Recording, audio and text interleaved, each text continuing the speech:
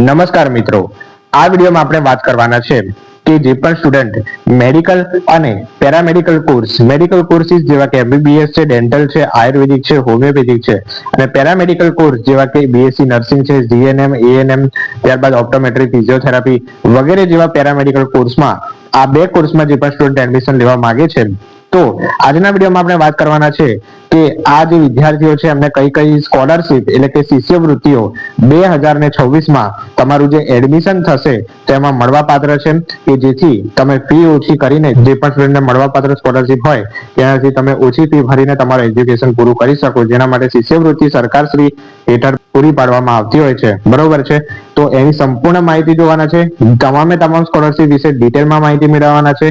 તો જો તમે ધોરણ 12 અથવા તો નીટ પછી એડમિશન પ્રક્રિયામાં ભાગ લેવાના હોય મેડિકલ અને પેરામેડિકલમાં, તો આ વિડીયોને સ્કીપ ના કરતા ખૂબ જ દરેક વાલીઓ અને વિદ્યાર્થીઓ માટે ઇમ્પોર્ટન્ટ વિડીયો થવાનો છે. તો ચાલો મિત્રો વિડીયોની શરૂઆત કરીએ છીએ. ઓકે, હવે તો પહેલા તો આપણે ગુજરાત રાજ્યમાં સરકારશ્રી દ્વારા સૌ પ્રથમ જે સ્કોલરશિપ યોજના આપવામાં આવે છે તો એ છે MYSY યોજના, બરોબર છે. તો MYSY યોજના મુખ્યમંત્રી યુવા સ્વાવલંબન યોજના તરીકે ઓળખાવવામાં આવે છે, તમને દેખાતું હશે. હવે પહેલા તો આપણે વાત કરીએ એની વેબસાઇટ કઈ છે. MYSY સ્કોલરશિપ માટેની તમામ માહિતી, એનું રજીસ્ટ્રેશન પ્રક્રિયા, તમામ માહિતી જાણવા માટે આ સ્કોલરશિપ તમારે વિઝિટ કરવાની હોય છે.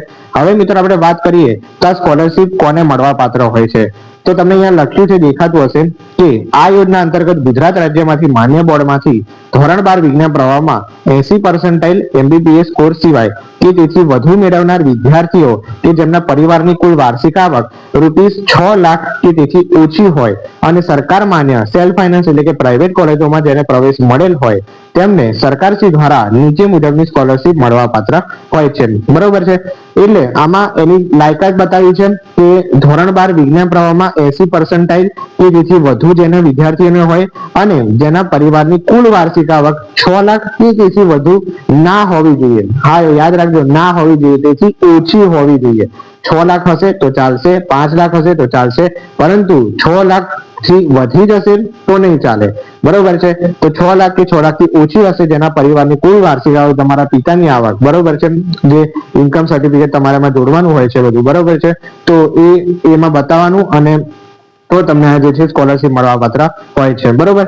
હવે જો એની લાયકાત જોઈએ તો જે પણ સ્ટુડન્ટ એમબીબીએસ અને બીડીએસ માં એડમિશન લે છે એટલે કે મેડિકલ અને ડેન્ટલમાં, બરોબર છે, તો એમને કઈ લાયકાત અહીંયા લાગુ પડે છે, તો વાર્ષિક ટ્યુશન ફીની રકમના 50% અથવા તો ₹2 લાખ પૈકી જે ઓછું હોય તે મળવા પાત્ર હોય છે. એટલે શું કહેવા માંગે છે એની વાત કરી દઉં. ધારો કે તમારી વાર્ષિક ટ્યુશન ફી છે, માની લો ₹4 લાખ, બરોબર છે. તમે કોઈ બી પ્રાઇવેટ કોલેજમાં એડમિશન લો છો એની વાર્ષિક ફી કેટલી છે ભાઈ, તો કે ₹4 લાખ વાર્ષિક ફી છે.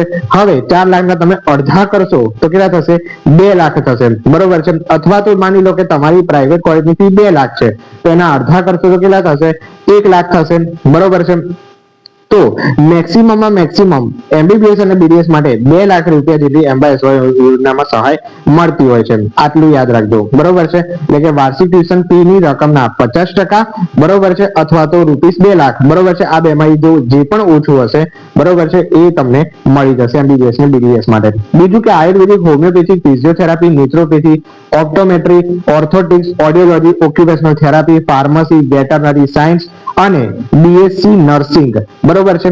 તો વાર્ષિક ટ્યુશન ફીની રકમના 50% અથવા તો ₹50,000 પૈકી જે ઓછું હોય એ આમાં મળવા પાત્ર હોય છે, બરોબર. એટલે એમબીબીએસ અને બીડીએસ સિવાયના તમામ જેટલા પણ તમને અહીંયા કોર્સ દેખાય છે, આયુર્વેદિક, હોમિયોપેથિક ને ઇન્ક્લુડ કરીને, જે બી પેરામેડિકલ છે, ઉપરાંત વેટરનરી સાયન્સ છે, નર્સિંગ છે, ફાર્મસી છે, એ બધામાં શું લાયકાત છે ભાઈ, તો વાર્ષિક ટ્યુશન ફીની રકમના 50%, જે ઉપર હતું એમ જ.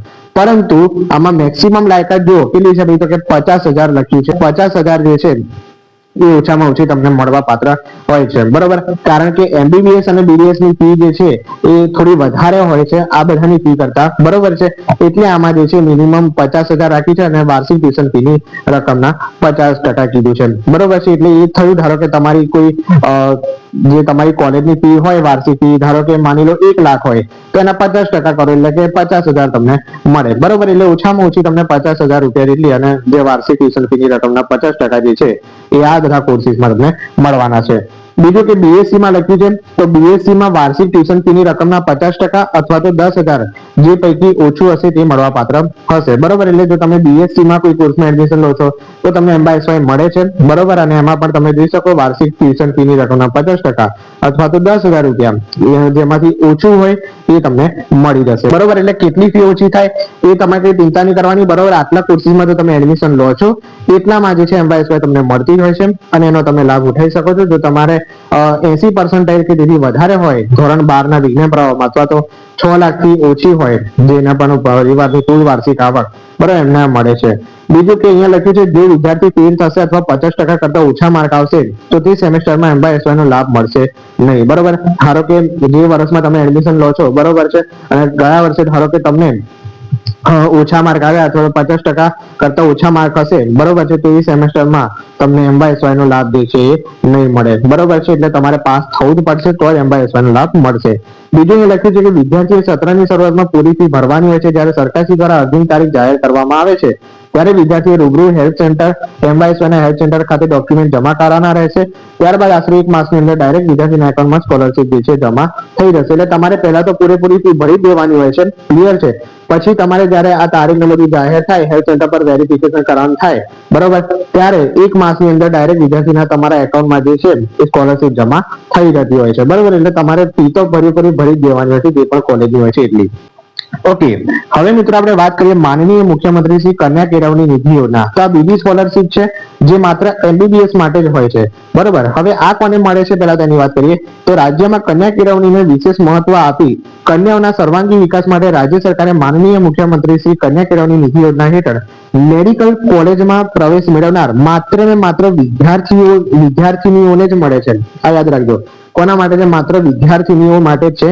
એમને 50% ટ્યુશન ફી સહાય પેટે ₹2 લાખ રૂપિયાની મર્યાદામાં MYSY યોજના હેઠળ અને બાકીની 50% ટ્યુશન ફીની સહાય મહત્તમ ₹4 લાખ માનનીય મુખ્યમંત્રી શ્રીની કન્યા કેળવણી નિધિ હેઠળ આપવામાં આવતા હોય છે, બરોબર છે. એટલે જે પણ સ્ટુડન્ટ મેડિકલ એટલે કે MBBS માં પ્રવેશ લે છે તો એમને અહીંયા લખ્યું છે કે વિદ્યાર્થીનીઓને 50% ટ્યુશન ફી સહાય પેટે ₹2 લાખની મર્યાદામાં MYSY યોજના હેઠળ અને બાકીની 50% ટ્યુશન ફીની સહાય મહત્તમ ₹4 લાખ હોય, બરોબર છે. તે MYSY અને આને કમ્બાઈન કરીને કીધું છે, બરોબર. તે હેઠળ જે છે માનનીય મુખ્યમંત્રી શ્રી કન્યા કેળવણી નિધિ યોજના જે છે આપવામાં આવે છે, બરોબર છે. માત્ર વિદ્યાર્થીઓ માટે છે, વિદ્યાર્થીઓ માટે આ યોજના નથી, બરોબર. આમ કુલ મહત્તમ ₹6 લાખ ની મર્યાદામાં સહાય આપવામાં આવે છે, બરોબર છે. એટલે આ જે MYSY છે એમાં વિદ્યાર્થીઓને કેટલી મળે છે? મેક્સિમમ MBBS માં જે લખ્યું હતું કે મેક્સિમમ 2 લાખ સુધીની સહાયો છે, પરંતુ વિદ્યાર્થીઓને મેક્સિમમ ₹4 લાખ ની પણ સહાયતા આપવામાં આવી છે. એટલે ટોટલ ₹6 લાખ ની સહાયતા પણ કહી શકાય, બરોબર. એટલે સારું છે વિદ્યાર્થીઓ માટે, બરોબર છે. MBBS માં જે પણ વિદ્યાર્થીઓ એડમિશન લે છે તો આ યોજનાનો તેઓ લાભ મેળવી શકે છે. જો કોઈ પ્રાઇવેટ કોલેજની ફી વધારે હોય તેમાં તમને લાભ મળે છે. ઓકે મિત્રો, ત્યારબાદ છે ડિજિટલ ગુજરાત સ્કોલરશીપ. હવે ડિજિટલ ગુજરાત સ્કોલરશીપ નું અહીંયા તમને વેબસાઇટ દેખાય છે, એના પરથી તમારે તમામ રજીસ્ટ્રેશન પ્રક્રિયા ને બધું કરવાનું હોય છે, તમામ માહિતી એમાં મળી જાય છે.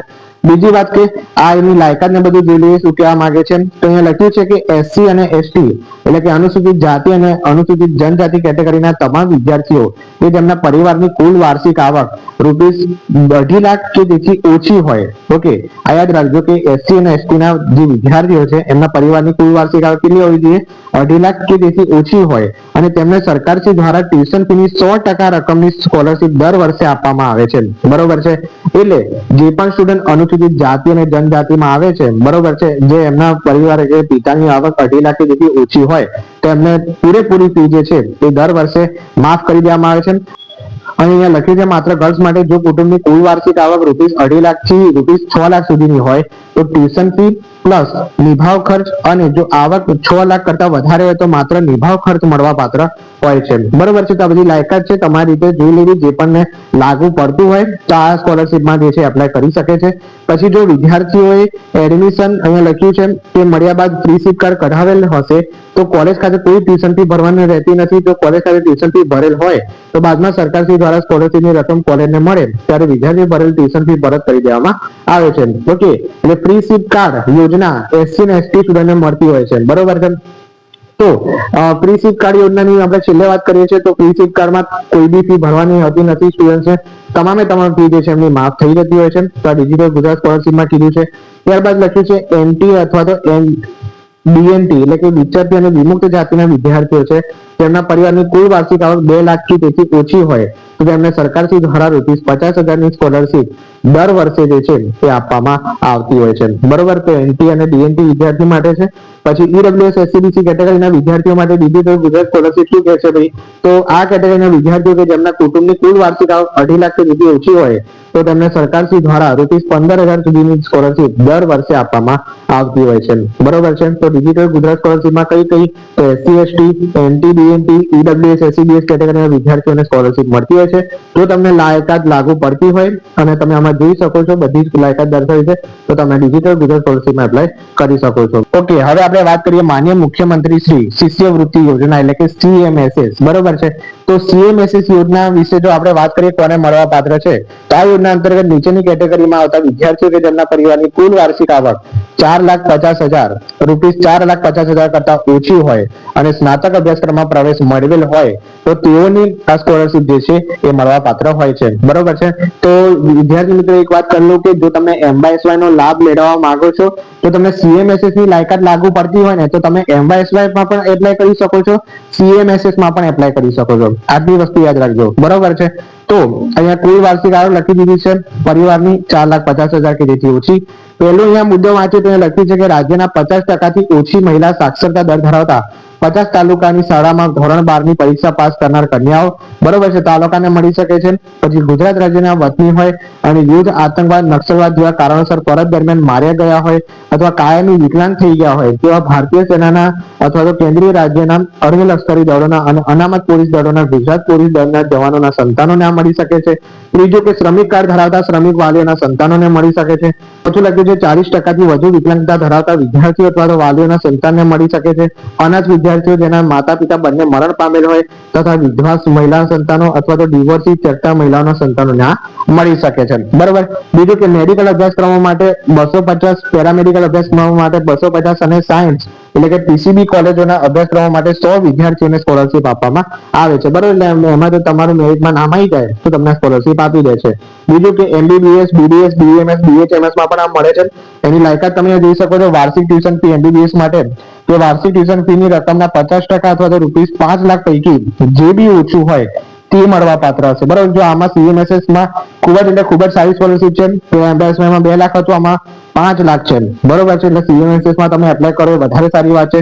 બીડીએસ, બીએમએસ, બીએચએમએસ ને પેરામેડિકલ તેમાં શું કીધું છે? વાર્ષિક ટ્યુશન ફી ની રકમના 50% અથવા 1 લાખ પૈકી જે ઓછું હશે તે મળવા પાત્ર છે. પેલામાં 50,000 હતી, આમાં મેક્સિમમ 1 લાખ છે.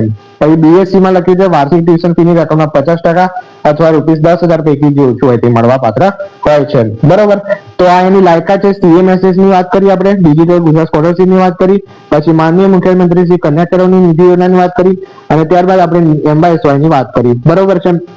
આ બધી સ્કોલરશીપ જે છે એમાં તમે એપ્લાય કરી શકો છો. જો તમારા પરિવારની કુલ વાર્ષિક આવક ને તમને જે ક્રાઇટેરિયા કીધો એ જો તમને લાગુ પડતો હોય તો તમે એપ્લાય કરી શકો છો. બરોબર. તમારી ઇન્ફોર્મેશન આ ચેનલ પર આપવામાં આવે છે તો આ ચેનલને અવશ્ય સબસ્ક્રાઇબ કરી રાખો કે જેથી તમને કોઈ બી અપડેટ મિસ ના થાય. ઓકે, આવો જ વિડીયો મને કોઈ કોમેન્ટમાં જણાવજો, બનાવવા પાત્ર હોય કોઈ કન્ફ્યુઝન હોય કોમેન્ટમાં જણાવજો. મળીએ છીએ મિત્રો તો કંઈક નવા વિડીયો સાથે. ત્યાં સુધી ગુડ બાય. Thank you.